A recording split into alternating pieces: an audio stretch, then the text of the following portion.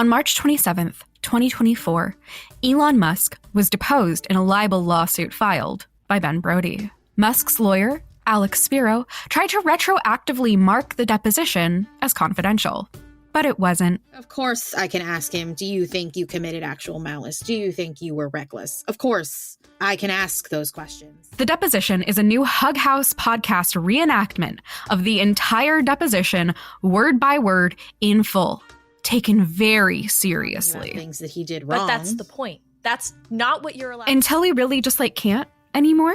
Not what you're allowed to do in the deposition. You can't just get him talking.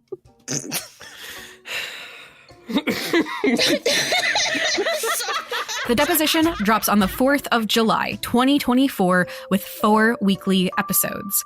Subscribe on your podcatcher of choice or find us at hughouse.productions today.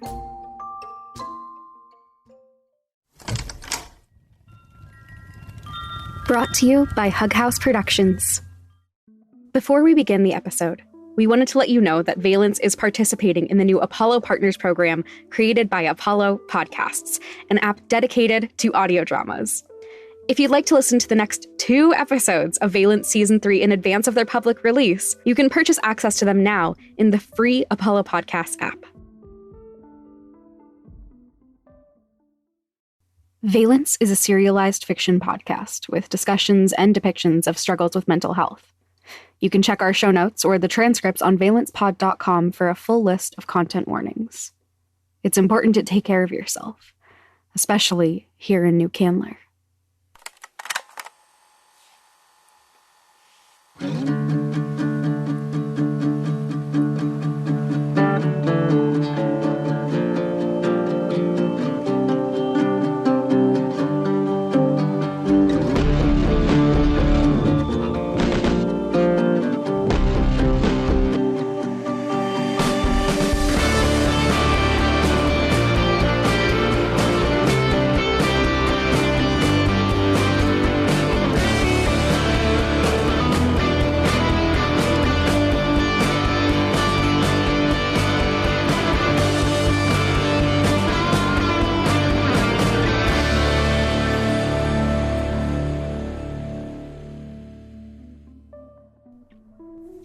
When is our exit?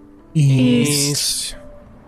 You're just gonna stay on this for a while. Yes, but when is our exit? In 280 miles, Grace. I promise I will tell you when we're 10 miles out, and you can do the thing where you stay in the left anyway, and then slingshot us over all the lanes at the last second, even though I gave you ample warning. Once. I did that once. Something funny? Oh, definitely not. I just had a cough. Very convincing. Why are you all morning people? Vamps, you are not a morning people. Ordinarily, no. I think I'm just happy? We have what might be an actual lead on a problem, and it's been a very long time since I felt like we weren't 5 steps behind Reilley. For the moment, at least, it feels like we're only 1 step behind. It feels promising. It's not a bad way of looking at it.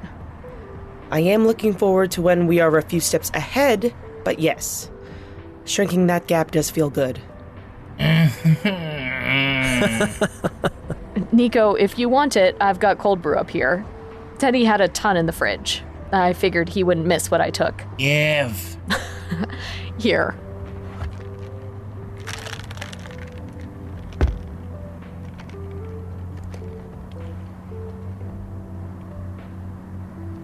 Who's texting you on your burner? If Sarah were here, she'd probably chuck it out the window. No clue, just a random... shit. Do I need to get us off the highway? No, don't worry about it, it's fine. Yes, because I always respond with, shit, when things are fine. It's Tommaso, he's just being annoying. Is he calling in the favor you promised? No, just lording it over me that he can. Doesn't explain how he has your number. It doesn't. This message would have popped up on anything with a screen that I was using or near. It's a fun little trick we do. Fascinating. Oh, now you choose to show up again? Couldn't help myself. The Salvai family has such interesting ways to use their magic that really shouldn't be possible with our modern understanding of it. And yet, here we are. Liam, you good? Huh? Your face went weird. Suddenly angry, I guess? She's more observant than I gave her credit for. It was her, wasn't it? Good to know. Yes. Suddenly feeling forthcoming with your friends? Oh, that's right now? fine. I'm sure it won't Yes. make them wary of you at all. Grace, could you put on some music? Loud music. Absolutely. Thank you.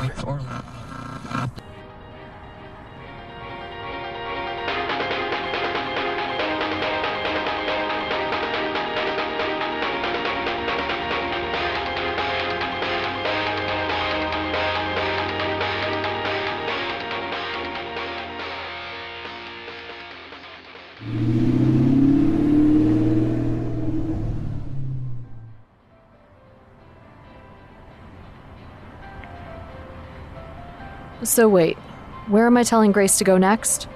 Dana said she wanted us to pick a neutral meetup spot for our own comfort, according to her.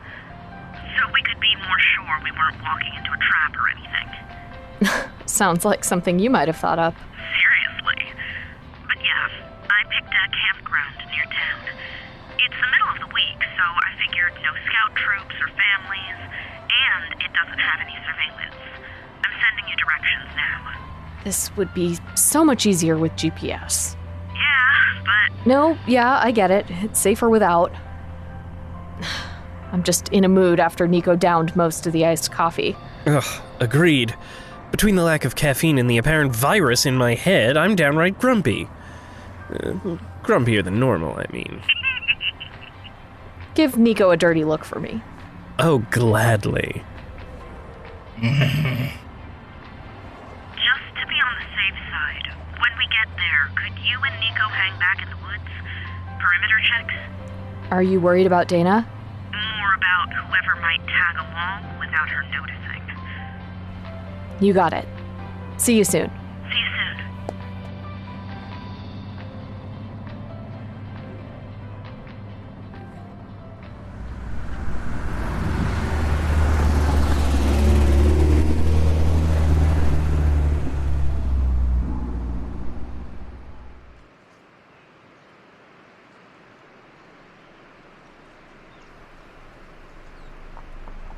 Is this her?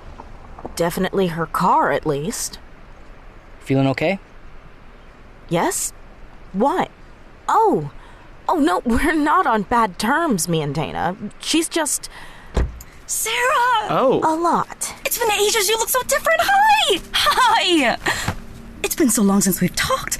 I think the last time you still had those blue breakup braids, and holy shit! Seeing your face on the news was wild. It sent Dad's stress levels sky high, but I talked him down and he's fine now. Well, he's fine-ish now, but come on, tell me everything. You haven't changed a bit. Well, now that's unfair. I'm a doctor now. My diploma's up in the clinic and everything. I'm sorry I didn't see you walk. Oh, don't worry about that. What I'm more interested in right now is what brought you out here. I was taking an intro class as an elective. Hi. My major had some mandatory electives, so Morgan and Dad couldn't really dictate what I was taking, or like at least, if you don't want to get you know, Dad has always liked me knowing about the arts. But we were hoping for some magic veterinary help. Oh. Oh, no. Tell me you don't have a pet hurt in the car just waiting while I'm talking to you out here.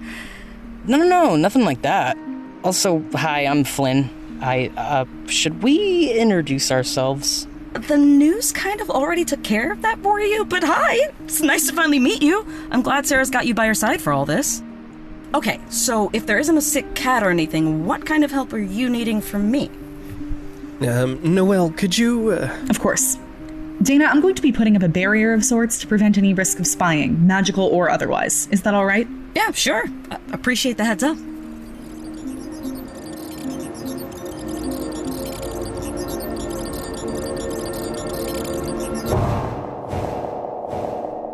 Thank you.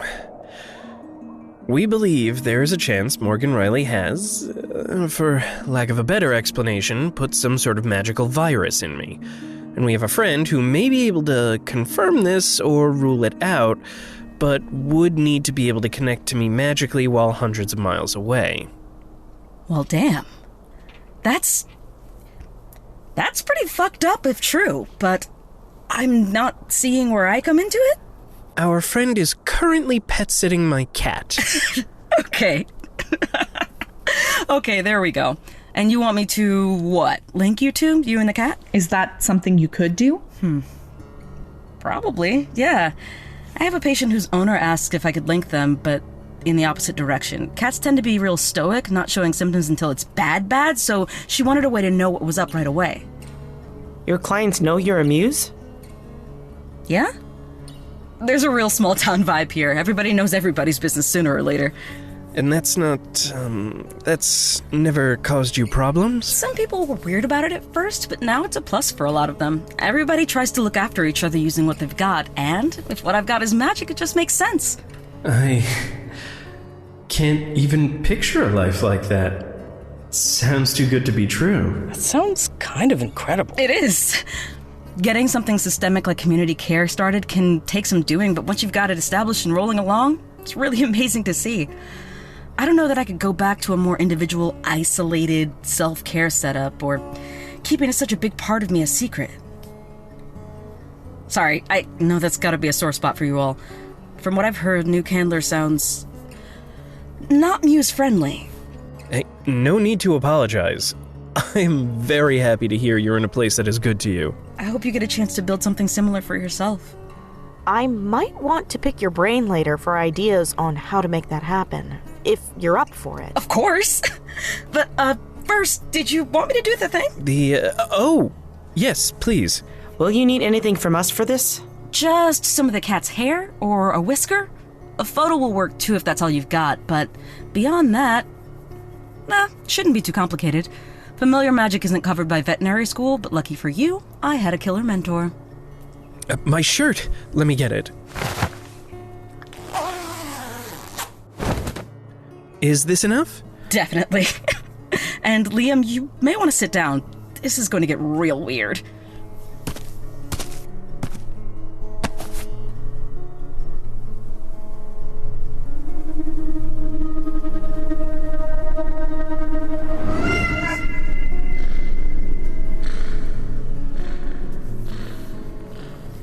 You feel okay?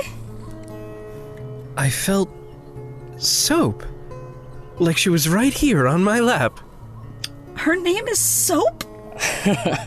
Our reaction exactly. That was her name!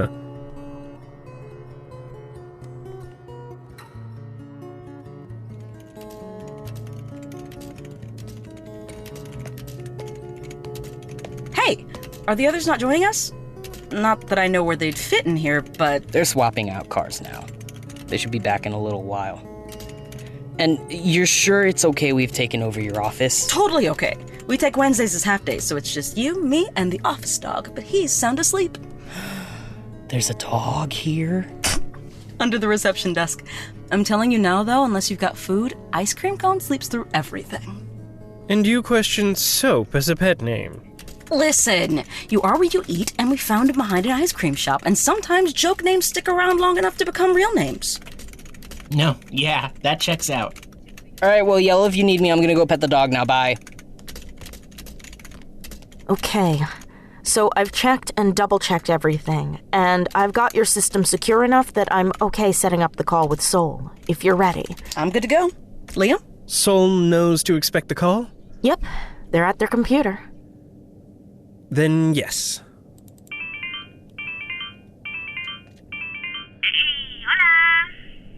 Soul, hey. I want to introduce you to my sister. Hi, Dana Barnes, she, her. If, you noticed Soap glow earlier, that was me. I did not notice it, but now I'm sad I missed it. Soledad Marquez, any pronouns you want, and you can call me Sol. Nice to meet you. Before we get down to work, what do you need from me? Okay, I'm gonna need... Oh, hang on a second. Is Liam there? Oh, hi. Yes, I'm coming. Hey, do you need me here? Was that Nico? Yes, that was... Come over here. It's always good to have another head when it comes to complicated problems. Okay, right now, I think we just need to establish that the link between Liam and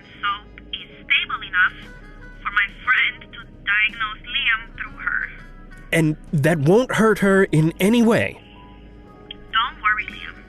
They've assured me there's nothing invasive, it's all just scans. The link isn't a one-to-one thing, in case that's what you were worried about.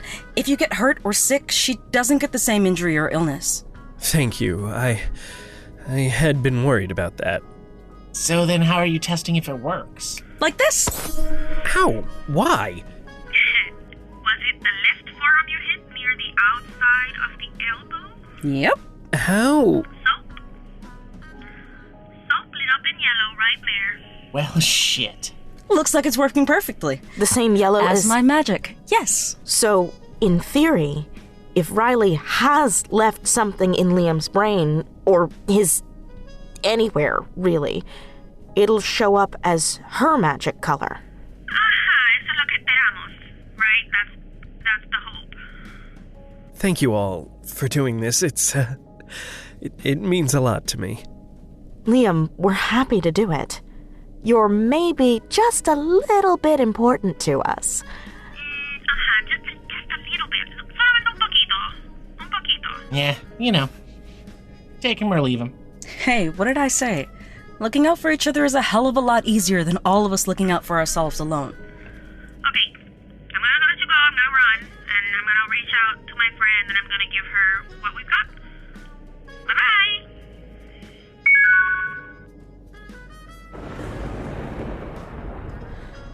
Oof, it's about to get ugly out there.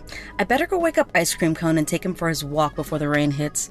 It shouldn't be more than 10, 15 minutes. He's a crunchy old man. Ice Cream Cone.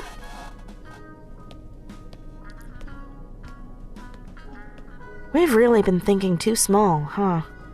How so? What's our plan after all of this?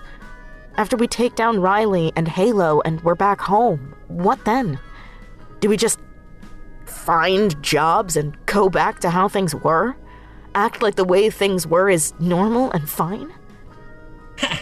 Normal and fine. Definitely a real thing that ever existed. I had also been thinking about this, and no, I don't want to go back to that. To having to hope people either didn't find out I had magic or didn't mind enough to cause a scene. That seems, I don't know, it seems unsustainable. I don't have a solid idea yet of what I want life after all this to look like. But I think it's time we start thinking about it. Getting ideas, at least. I don't want to bounce from shitty organization to shitty organization, being a hacker for hire for CEOs and governments that don't give a fuck. Hey, everything okay? Couldn't really make out words, but I could hear general tone from the front desk, and it sounded kind of stressed. Yeah, we're okay. The link with soap looks like it's going to work for what we need it to do. That's great. So then... Sarah tried planning out past the immediate future. Always a good way to give yourself a headache. Well, excuse me. A necessary headache, a necessary one, but still. A lot of variables, and a lot of them send you down timelines that suck shit. So, you know, headache. Makes sense. I think we maybe got sucked into only being able to think about right now, and maybe tomorrow. Side effects of having to pick up and run every few days. But what Dana said got me thinking. Once the Icarus isn't strictly focused on getting stories out there to bring down big bads, I don't think I want to shut it down. I really like this kind of work, and I'm good at it, and I think it's worth keeping it up, but maybe pivoting, figuring out what the new goals for the blog can be. I'm glad. Both that what you're doing is something fulfilling for you, and that you want to keep it going. Yeah, I was thinking of maybe reaching out to Zoe, hiring her if she's into the idea. Oh, that's a wonderful idea. I have a feeling she'll be into it. I may have to do some thinking to figure out what feels right for me. Figure out what I want to do with what I have to offer. You know, Grace once said you're a natural leader, but I think you could also be an incredible teacher. You suggesting I go back to school? Get an education degree? Not unless you wanted to. You are more than your hacking skills. Huh. That's really sweet of you to say. And I'll keep it in mind for sure. Ooh, maybe I'll start a school for hackers. Now I'm imagining you as the headmistress of a magical hacking school, and it is extremely good. I don't know why you're taller in my mental image. Maybe it's the top hat and the long robes.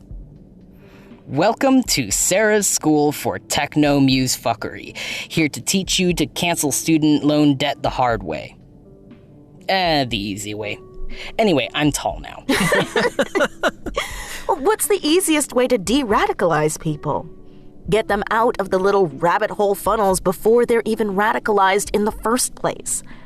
And if I could train up a bunch of newbie hackers, get them on my level, well, close to my level. I am damn good.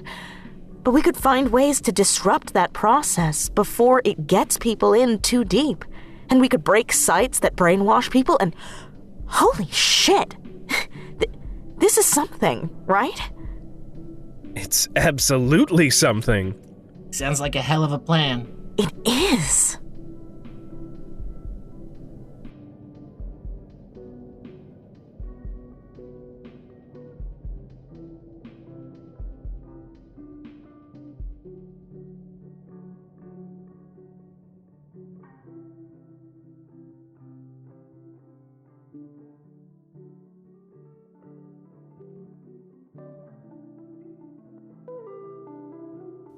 Valence is a Hug House production.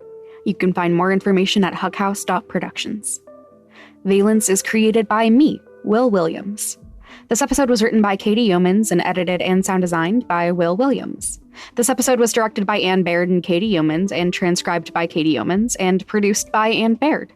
The theme music was composed by Travis Reeves. This episode was performed by Josh Rubino as Liam and Liam's inner voice, Naomi McMillan as Morgan Reilley, John Westover as Nico Salvai, Caleb Del Rio as Flynn Velasco, Jordan Cobb as Sarah Harris, Katie Chen as Grace Chen, Ishani Kanetkar as Mahira Varma, Alex Welch as Noel Alden, Elena Fernandez Collins as Soledad Marquez, and Danielle Shemiah as Dana Harris. You can find our full cast list and information on how you can support this indie podcast on valencepod.com.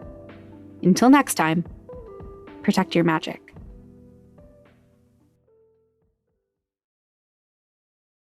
Looking for another great podcast to listen to? We recommend you check out Internet Hate Machine from Cool Zone Media.